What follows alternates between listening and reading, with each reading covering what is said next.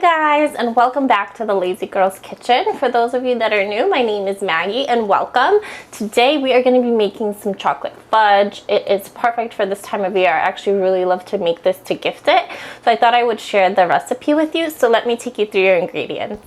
Okay, so what you're gonna need is some semi-sweet chocolate chips, unsalted butter, some salt, vanilla extract, have some sugar, some evaporated milk back there. I also have some caramel pieces and then some marshmallows. I have a mixture of small and big, and then you're also gonna need a saucepan. So into my saucepan, I'm gonna go ahead and add in my sugar. And then to that, I'm gonna go ahead and add in my unsalted butter, along with my evaporated milk. And then finally, I'm gonna go ahead and add in a pinch of salt. And then what I'm gonna do is I'm gonna bring the mixture up to a boil, and using either a wooden spoon or a heat-proof spatula, I'm gonna mix this for about 4 minutes or so. I'm gonna continue to stir it so that it doesn't overboil. And then I am gonna enjoy it. Well, not enjoy it. I'm gonna finish it off. So here's the mixture about 4 minutes into my stirring situation. So what I'm gonna do now is I'm gonna add everything in with the heat off. So I'm gonna go ahead and add in the chocolate chips, and I'm gonna keep stirring it. I'm gonna add in the marshmallows, and I have a mixture again of mini and large. If you have mini, I would suggest you use those, and they're a lot easier to melt.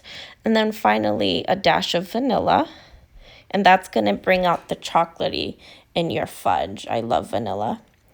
And then all I'm gonna do is I'm gonna continue to stir this for about 4 minutes, and then I'll show you what it looks like.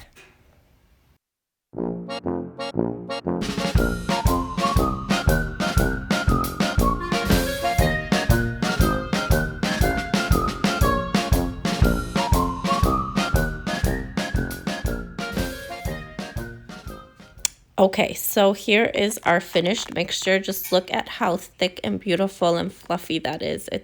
Honestly, it smells incredible. So all I'm gonna do is I'm gonna pour it into my 8x8 baking sheet, and this is gonna go into your fridge for about 2 to 3 hours or until it's set. You still want it to be soft, but you want it to be firm so it's not runny. And then you can go ahead and enjoy it. And I actually put mine into parchment paper, that way I can just pull it out and cut it up. So my fudge has set for about a couple of hours. I just put it in like a little plastic container just until I cut it up, but I just want to show you when it's set. It's so gorgeous. Look at that. Just like super chewy and beautiful.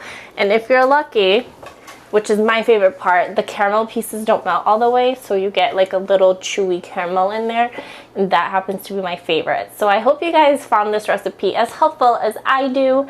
Thank you so much for spending your day with me, and I will see you guys next time. Bye-bye.